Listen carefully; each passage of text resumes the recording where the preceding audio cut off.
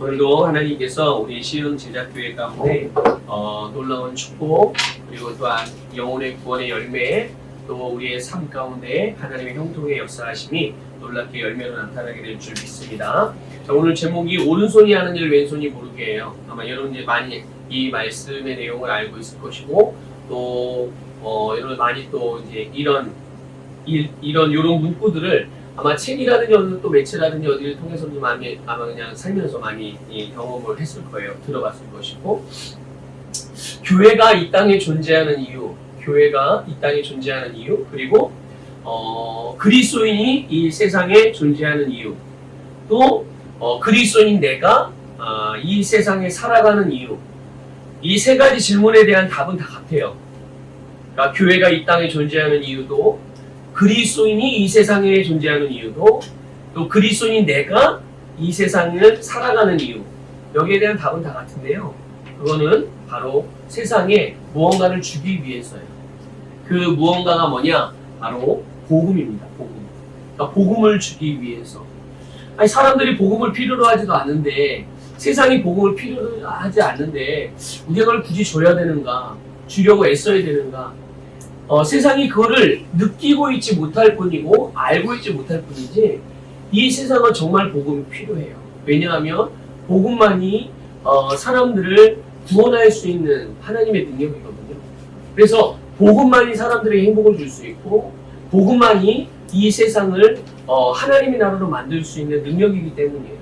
자, 그러면 여러분, 복음이 뭐죠? 복음 우리가 잘 알죠. 복음이 뭔가 뭐 여러 가지로 말할 수 있겠지만, 복음은 모든 사람들, 그러니까 그 복음을 믿는 사람들, 믿기만 한다면 어떤 사람이든 상관없죠.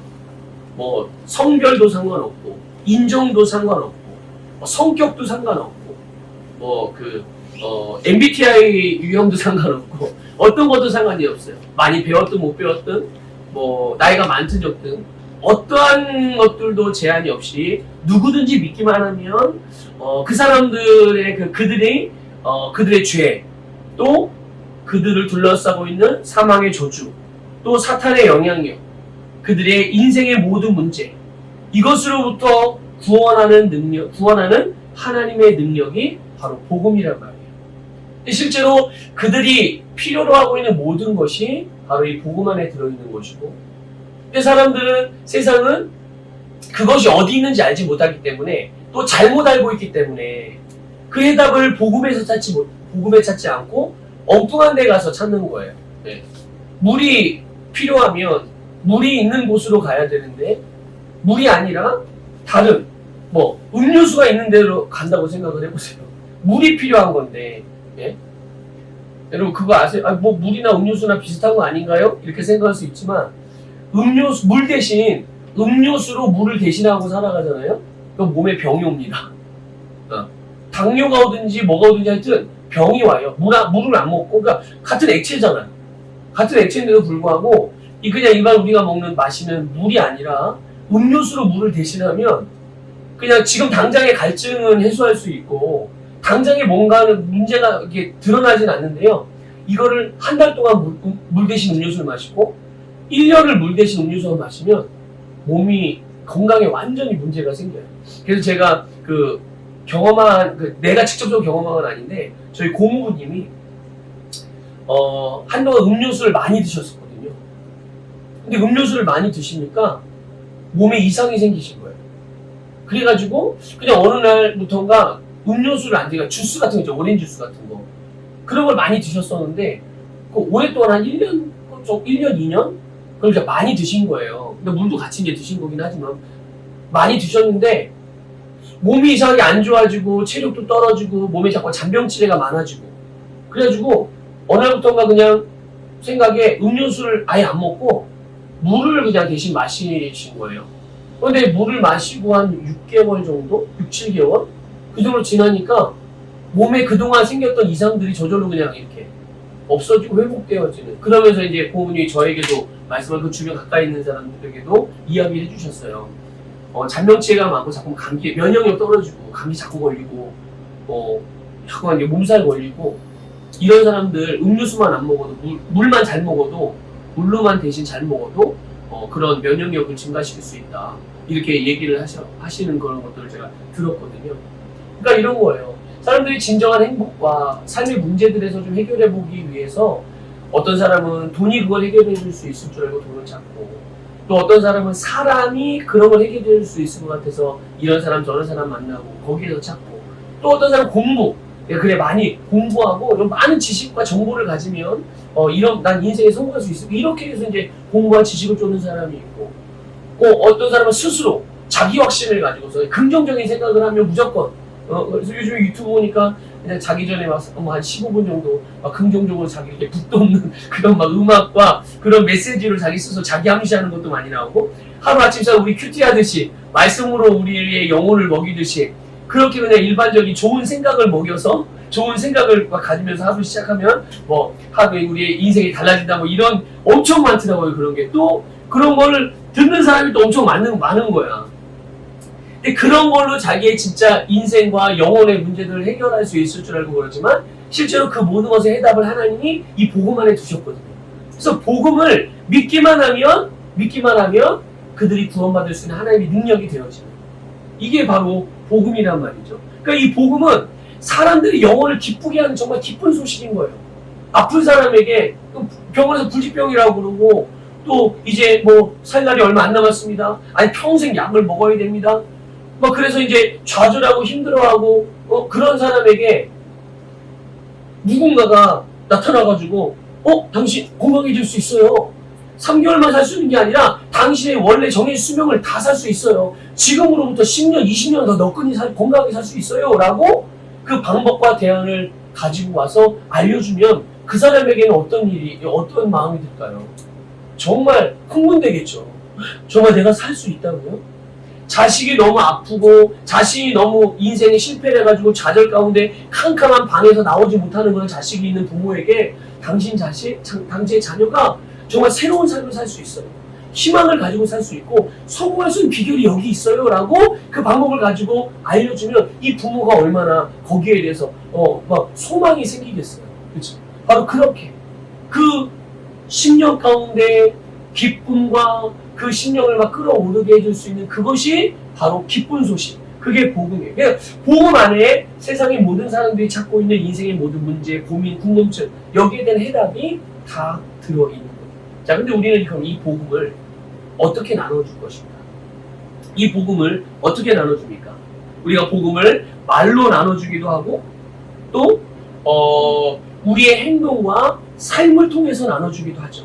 그러니까 우리가 말로 복음을 증거하는 것만으로 나눠주는 게 아니에요. 우리의 행동과 우리의 삶의 태도, 그 삶의 모습을 통해서 나눠주죠. 그래서 우리가 말로든 우리의 행동과 삶의 모습을 통해서든 그들의 필요를 제공하는 섬김으로 우리가 복음을 나눠주는 거예요. 섬김을 통해서. 근데 오늘 우리가 읽은 복음 말씀을 보니까 예수님께서 바로 이렇게 우리가 나눠주고자 하는 것에 대한 중요한 부분을 우리에게 가르쳐줘요. 그 핵심은 바로 우리가 나눠주는 것에 대한, 그러니까 나눠주는 자의 마음, 그 중심, 그 동기, 그리고 또 하나는 나눠주는 방식인 거예요. 이 두 가지를 오늘 우리에게 가르쳐줘요. 간단하게 좀 보도록 할게요. 1절에서 보면 예수님이 한 가지 주의할 것을 말씀하셨죠. 사람에게 보이려 그들 앞에서 너희 의를 행하지 않도록 주의해라. 뭐 하기 위해서요? 사람에게 보이려고, 그러니까 사람에게 보이고자 하는 그런 마음의 중심, 의도를 가지고서 너희들이 복음을 전한다고, 너희들이 복음의 삶을 산다고, 그거를 사람들에게 보이기 위해서 그렇게 하지 않도록 이것에 대해서 너희들이 주의해야 한다, 이렇게 말씀하고 있는 거예요. 예수님이요, 바리새인들을 향해서 수차례 위선자들이라고 책망하시는, 그렇게 표현해요. 위선자들이다. 겉과 속이 다른 사람들. 근데 이 위선자, 예수님이 바리새인들을 향해서 위선자라고 표현할 때 그 위선자라고 하는 그 헬라어 원어의 의미가 뭐냐면 바로 배우라는 뜻이에요. 배우. 무대 위에서 연극을 하는 배우라는 단어거든요. 그게. 그 단어를 바리새인들을 향해서 사용하셨어요. 그러니까 뭡니까? 배우가 뭐 하는 사람이에요? 무대 위에서 어떤 역할을 맡아서 연기하는 사람이에요. 그러니까 무대 위에서 보여지는 모습이 그 사람이 아니잖아요. 근데 사람들은 뭘 보고 환호하고 그 사람을 인정하고 그 사람의 박수를 보냅니까? 그 사람 자체가 아니라 무대 위에서 연극한 모습을 보고 그 사람이라고 생각하고 그 사람에게 이 박수의 갈채를 보내는 거예요. 그런데 바리새인들은 이렇게 바리새인들을 향해서 예수께서 위선자라고 말하는 것은 그들이 사람들에게 박수를 받고 갈채를 받고 칭찬을 받고 주목받기 위해서 선한 일을 한다는 거예요. 근데 그들이 지금 하고 있는 선한 일은 진짜 그 사람의 본심이 아니라는 얘기죠. 바리새인들의 본심이 아니었던 거야.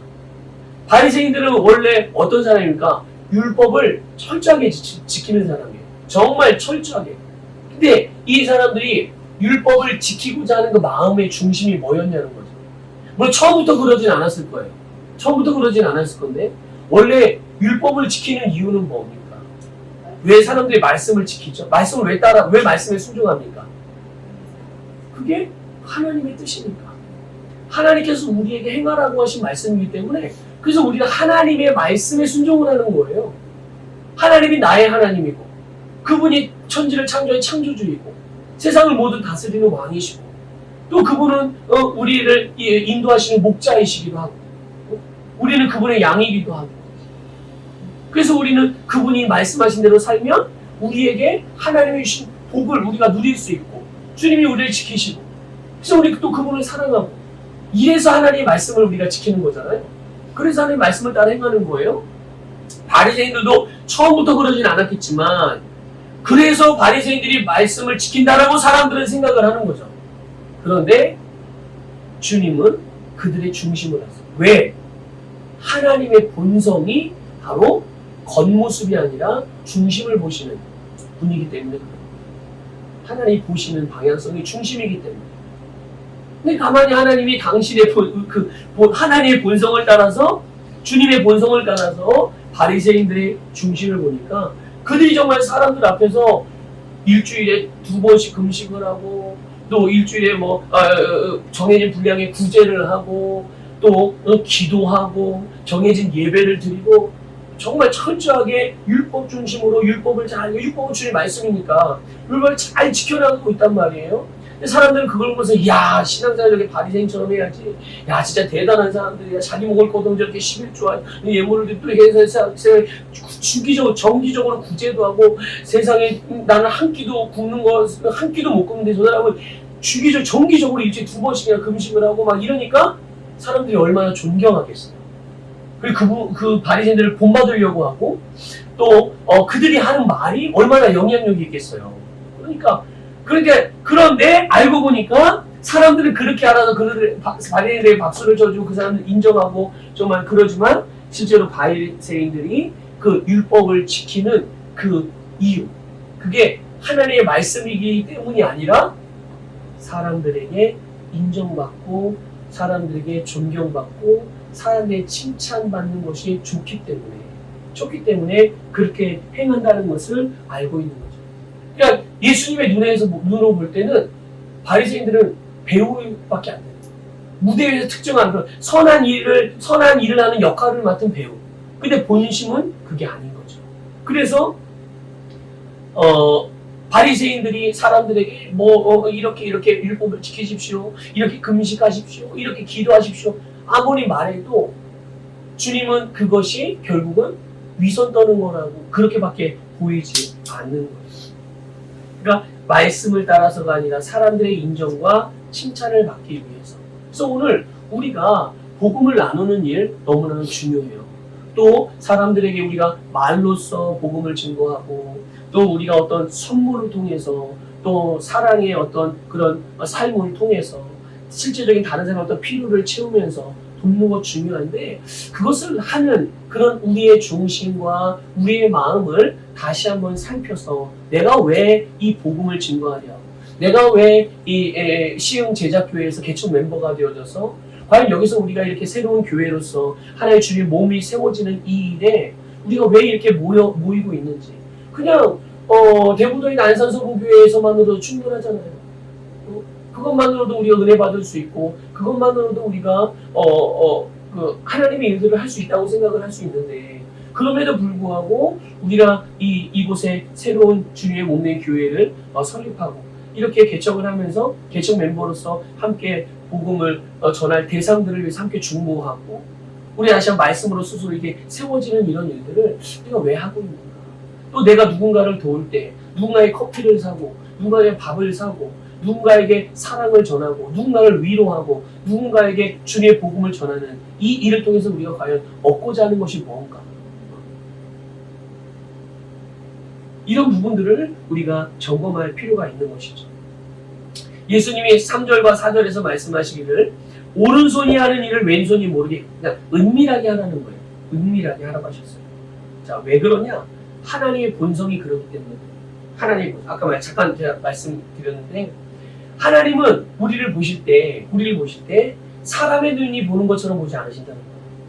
사람들은 겉으로 드러난 스펙, 그 사람의 생긴 어떤 모양, 또 그 사람이 한 어떤 말들, 그냥 그 사람이 가지고 있는 어떤 소유, 그 사람이 타고 다니는 차, 그 사람이 사는 집, 그 사람이 다니는 학교, 그 사람이 다니는 직장, 그들이 얻는 수입의 액수, 이런 것들을 보면서 그 사람들을 판단하고 그 사람들을 평가하고 그래서 그 사람을 내가 따를지 말지를 결정하고 이렇지만 하나님은 외모나 어떤 형식이나 세상의 기준이 아니라 그 중심을, 그 동기를 보시는 거예요. 하나님이 보시는 건 바로 그거거든요. 그러면 하나님의 중심은 형식은 중요하지? 아니요. 형식도 중요하죠. 하지만 대부분의 사람들은 형식을 보는 것, 겉으로 세상의 기준으로 보는 것에 너무 익숙하고 그렇게 살아왔었기 때문에 그것으로 모든 것들을 판단한다는 거예요. 그러나 하나님은 우리가 어떤 마음과 어떤 동기를 가지고 행동하는지를 다 알고 계시다는 거죠. 그러니까 그 역대상에 이런 말씀이 있어요. 제가 읽어드려볼게요. 역대상 28장 9절인데요. 솔로몬에게 하는 이 아빠의 조언이에요. 뭐 이렇게 내 아들 솔로몬아, 너는 네 아버지의 하나님을 알고 온전한 마음과 기쁜 뜻으로 섬길지어다. 여호와께서는 모든 마음을 감찰하사 모든 의도를 아시나니 네가 만일 그를 찾으면 만날 것이요 만일 네가 그를 버리면 그가 너를 영원히 버리시리라. 이 여기에 보면 하나님이 뭘 보시는지를 이 솔로몬에게 가르쳐주고 있는 거예요. 하나님은 모든 마음을 감찰하시는 분이야. 그리고 하나님은 모든 의도를 아셔. 너의 마음을 살피시고 또 네가 뭔가를 하고자 할 때 네가 그걸 하고자 하는 그 이유들, 뭐 때문에 그 일을 하고자 하는지를 하나님은 아시거든. 그러니까 너의 중심에 항상 그분을 찾는 마음을 가지라는 도전을 주는 거예요. 그분을 찾는, 항상 그분을 구하고, 그래서 온전한 마음, 기쁜 뜻으로 그 하나님을 섬기는 게 너무 중요하단다. 이걸 이렇게 가르쳐 주는 거죠. 여러분, 주님께서 오늘 본문 말씀을 통해서 우리가 이제 항상 주는 자로 기능하고 또 우리가 그 주는 것을 통하여서 그들이 우리가 주님으로 받은 이 아름답고 복된 놀라운 이런 축복, 영생의 복, 이것을 그들이 누리기를 원하잖아요.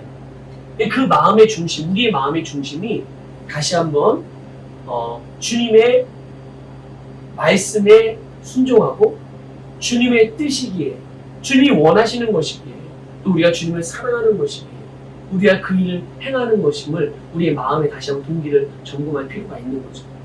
그래서 우리의 바른 중심으로 우리가 뭔가를 똑같이 나눠준다고 해도, 똑같은 만약에 이런 자그마한 선물을 누군가에게 준다고 생각을 해보세요.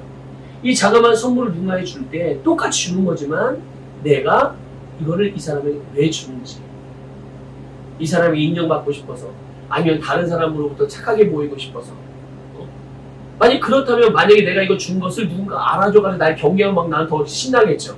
근데 만약에 내가 이거 누군가 줬는데 아무도 나에 대해서 또 심지어 이걸 받은 사람이 내가 이걸 준 거에 대해서 고맙게 생각 안 하고, 그래, 그러면 내 마음이 어떨까요? 별로 좀 섭섭할 수도 있겠죠? 근데 이 섭섭함이 드는 마음은 곧 내가 이것을 주었을 때 바른 동기를 주지 않은 거예요. 뭔가를 바라고 준 거죠. 그 뭔가가 이 사람이 나에게 똑같은 선물, 내가 준 거대로 똑같은 선물을 준 건 아니지만 이 사람이 나에게 해야 된다라는 이런 마음이 있는 거예요. 그러니까 내가 바른 동기로 하면 내가 이거를 주고 섬겼을 때 이 사람의 반응이 어떠한 건 상관없어요. 상관을 안 하지 않아요. 누군가 내가 이걸 알아주든 상관하지 않아요. 그리고 우리 그런 거 있잖아요. 이제 설교할 때 그런 예들을 많이 드는데 교회 안에서 뭐 우리 교회는 그런 표현 잘 쓰지 않지만 시 없는다라는 표현 하잖아요. 시 없는다. 근데 옆에서 누군가가 열심히 섬겨요. 열심히 막 식당 봉사를 한다든지 사람들이 잘 안 하려고 하는 나름 힘들다고 생각하는 화장실을 청소한다든지 교회를 청소한다든지 막 이런 힘든 일을 한단 말이죠. 근데 내가 한 6개월 동안 1년 동안 아니 2년 동안 열심히 했는데 아무도 내가 이러는 걸 이렇게 헌신하고 봉사하는 걸 안 알아줘. 심지어 목사님도 별로다. 그런 날 칭찬해 주는 것도 아니고 인정해 주는 말 한 번도 안 해. 한 번도 안 하는 목사는 없겠죠. 그런데 어쨌든 예를 들어서 극단적인 예를 드는 거예요. 그러고 가만히 보니까 마음에 섭섭이가 들어온 거야. 그래서 왠지 서운하고 왠지 그게 좀 억울한 것 같고 왜 나만 봉사하는 것 같고 그래서 다음부터 다른 사람 젊은 사람들 다른 사람 시간 많은 사람들 왜 나만 이런 걸 해야 돼? 이렇게 생각해서 봉사의 직분을 내려놓는다든지 왜 이런 일이 벌어지는 걸까요? 교회 안에서. 동기가 주님께서 나에게 주신 그 마음, 주님을 향한 사랑하는 마음, 또 주님께 나라고 하라고 하신 그 일에 대한 그 부르심을 따라가는 그런 중심이 아니라 뭔가 다른 그 바른 동기가 아닌 다른 뭔가가 섞여 있는 거예요. 그러니까 이게 그거에 따라 내가 이걸 하기도 하고 안 하기도 하고 열심히 하기도 하고 대충 하기도 이게 막 결정이 되는 거죠. 근데 그런 부분들을 조심해라. 왜냐? 오늘 우리가 읽은 말씀 보면요. 이게 뭐냐면 2절 끝부분에 그들은 자기 상을 어떻게 됐대요? 이미 받았다. 여러분 사람에게 상을 받는 게 좋아요? 하나님께 상을 받는 게 좋아요? 여러분 사람에게 칭찬받고 사람에게 인정받게 해서 사람이 인정받고 박수를 받았어요. 그럼 하늘에 상금이 없는 거예요. 하나님의 상을 이미 네가 사람부터 받았으니까 넌 이제 끝난 거야. 그러니까 보상이 끝난 거예요. 주님의 말씀을 조금 우리가 이제 원색적으로 우리가 좀 적용해보면 그렇다는 얘기예요. 근데 저도 때로는 그런 마음이 들 때가 있거든요. 그럼 어떻게 해야 될까요? 목사님도 그럴 수 있지만 그래도 그냥 그렇게 좀 해서요. 이게 아니라 저도 빨리 돌이켜야죠. 왜냐하면 사람이 주는 상하고 하나님이 주는 상하고 차원이 다른데 하나님으로부터 받아야지. 칭찬도 하나님으로부터 받아야지. 사람이 옆에서 아이고 열심히 하구나. 대단하시네요. 좀 착하시네요. 어떻게 그렇게 할 수가 있어요? 사람들 일반적으로 그러지 못하니 야 당신 정말 너무 좋은 사람이군요. 막 기분이 막 붕붕붕붕붕 막 구름 위를 떠도는 구름이 뜨는 것 같이 막 너무 좋아. 그런데 그런 거 하고 하나님이 나를 칭찬하시고 하나님에게 인정받고 하나님이 나에게 주시는 상을 생각해 보세요. 그러면 이거는 진짜 아무것도 아닌 거지. 아무것도 아닌 거예요. 그러니까 우리는 상을 항상 어디서 받아야 돼요? 누구에게? 하나님께 받는 거예요. 하나님께 칭찬받으면 그게 최고고 그게 전부라는 마음가짐으로 우리가 주님의 뜻을 따를 수 있는 그런 자들이 될 필요가 있는 것이죠. 자, 그러면 우리가 뭔가를 나눠주고 섬길 때 무조건 그럼 아무도 모르게 해야만 되나? 그건 아니죠. 그런 의미가 아니라 우리가 뭔가를 복음이든 그게 어떤 그 사람의 필요든 간에 뭔가 나눠주고 섬길 때 사람들이 그런 우리를 주목하고 바라보는 것은 너무 자연스러운 일이에요. 왜냐면 특이하잖아.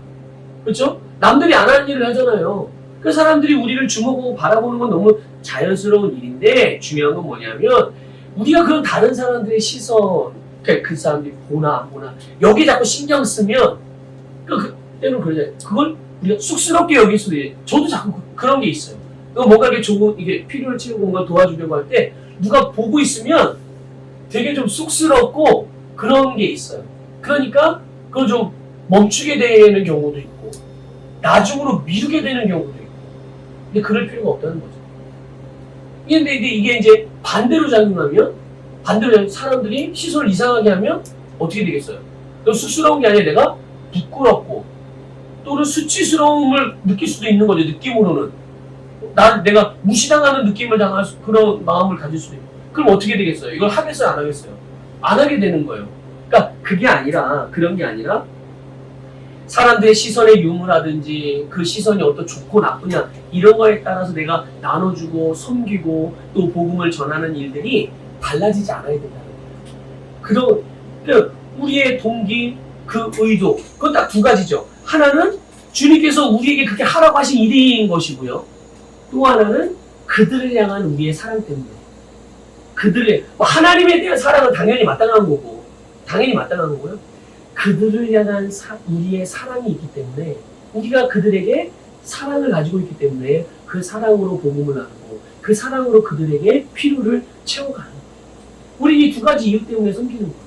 우리 이 두 가지 이유 때문에 세상 사람들과 다르게 살아가고, 또 그러기 때문에 우리가 은밀한 가운데 섬김을 갖는 거죠. 여러분, 우리의 중심에 주님의 말씀이 있고 하나님의 사랑이 우리의 마음에 있기 때문에 그 말씀과 사랑에 우리를 내드리는 거예요. 다시 말씀드립니다. 우리 중심에 주님의 말씀이 있어요. 그렇죠? 또 하나님의 사랑도 우리의 심령 가운데 성령을 통해서 부어져 있어요. 근데 그 말씀과 그 사랑이 우리를 자꾸만 어디로 몰아가요. 우리를 자꾸만 동기부여를 시켜줘요. 우리 자꾸만 행하게 하려고 하고, 우리에게 자꾸 말하게 하고, 우리에게 자꾸 나눠주게 만드는 이런 일이 우리 안에 계신 말씀과 성령이 우리에게 하시는 일이잖아요. 그 말씀과 성령의 사역에 내가 나를 내어드리는 거예요. 그래서 말씀과 그분의 사랑이 우리를 그렇게 인도하죠. 그러면 누가 보상해 주시나요? 네, 하나님이 보상해 주세요. 여러분 이거 확실하게 믿으시기 바랍니다. 하나님이 보상해 주세요. 그래서 우리의 나눠주는 이런 일들은 항상 은밀하게 보내져야 된다는 거예요.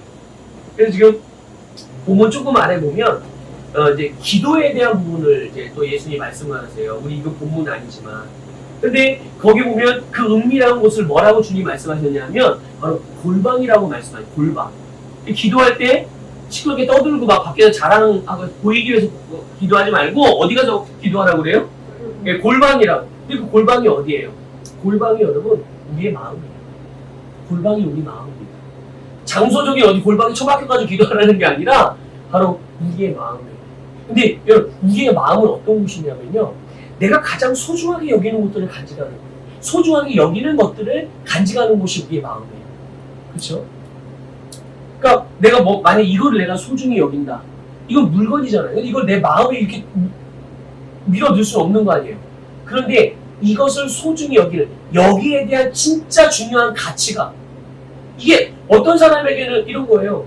만약에 이게 우리 이나 자매가 태욱 형제에게 정말 너무 소중해서 너무 사랑해 준 선물이라고 생각해 보세요. 근데 이거는 내가 볼 때는 뭐예요 이게? 그냥 물 마시는 컵이에요. 그런데 태욱 형제는 이게 뭐예요? 이나의 마음. 이나의 마음이야.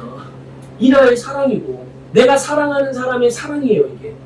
그럼 여기에 대한 진짜 가치는 이 컵에 있는 거예요. 이 컵에 들어있는 그 마음을 가진 내 심령에 있는 거예요. 내 심령에 있는 거예요. 내 마음 속에. 그러니까 우리의 마음이 가장 내가 소중하게 여기는 것들을 간직하고 있는 것이거든요. 그런데 여기가 바로 우리가 하나님을 만나는 지성소입니다. 그래서 성령님이 우리의 몸을 성전 삼아서 우리의 영 안에서, 우리의 몸 안에서 우리의 영과 더불어서 하나가 되셔서 거기서 교제하잖아요. 여러분 잘 알듯이 구약시대에 대제사장이 1년에 한 번 대속죄일에 지성소에 들어가요. 거기에서 하나님께 말하고 거기서 하나님의 음성을 듣고, 그리고 거기서 나와서 사람들에게 하나님과 교제하고 대화하고 하나님 받은 말씀의 결과를 사람들에게 나누는 거잖아요. 사람들이 흘려보내는 거잖아요. 그렇죠? 우리의 심령 안에서 주님과 은밀하게 교제하고 하나님과 나만이 알 수 있는 그런 모든 이 안에서 공급되어지고 이 안에서 역사가 이 안에서 이루어지는 거야. 하나님과의 나와의 역사가. 그래서 그 역사의 결과를 가지고 우리가 우리의 삶에 이렇게 흘려보내는 거란 말이죠. 그러니까 여러분 우리가 그 복음을 나눈다든지 또 복음이 담겨 있는 그런 사랑의 섬김을 통해서 누군가에게, 많은 사람들에게 나누는 일을 할 때 결국 그것에 대한 진짜 발로 시발점? 그건 바로 우리의 심령, 바로 은밀한 것. 그러니까 이거는 누구에게 자랑할 것도 아니고 누구에 내가 뭘 했다고 얘기할 필요도 없는 것이고 그냥 주님이 우리에게 하라고 하신 그 일을 그냥 우리는 하는 거죠. 바로 우리의 심령 안에 하나님의 말씀과 하나님의 사랑이 충만한 것. 그럼 우리가 여러분 나눠주는 일을 할 때 반드시 바른 동기로 하는 게 너무나도 중요하고 그 바른 동기와 더불어서 은밀하게 누군가에게 자랑하거나 누군가에게 알리고자 하거나 누군가에게 인정받고자 하는 그런 마음이 아니라 그런 모습, 그런 형태가 아니라 정말 누구도 모르게 하는 행태라 할지라도 그런 모습이라 할지라도 그게 바로 우리가 섬김의 어떤 모양이 될 수 있도록. 그래서 결국은 하나님께서 보상하시고 하나님께서 그런 우리를 칭찬하시고 인정하시면서 우리에게 하나님의 그런 상급들이 우리의 삶에는 풍성한 열매로 맺혀지게 된다는 것. 그래서 여러분들이 지금 전도 대상자들이 있는데 VIP들이 있는데 그들을 섬기는 다 직접적인 VIP도 있지만 간접적인 VIP도 있잖아요. 누구예요 그게? 간접적인 VIP들. 여러분이 삶에서 만나게 되는 모든 사람, 여러분하고 하여튼 연결되어지고 만나고 접촉하는 모든 사람들이 간접적인 VIP들이거든요. 그러니까 어쨌든 여러분들이 우리가 늘 봉헌 고백할 때 고백하는 것처럼 필요들이 누군가의 필요가 나에게 보여지게 될 때 내가 그것에 대하여 바르게 반응하되 그것을 누군가에게 보여주기 위해서가 아니라 또 칭찬받기 위한 어떤 그런 마음이 아니라 그냥 보이지 않는 곳에서 이렇게 섬기게 될 때 그것이 결국은 우리로 존귀한 자 앞으로 우리를 존귀한 자 앞으로 이끌어가는 하나님의 인도하심 하나님의 축복이 거기에 있다는 거 기억하시길 바랍니다.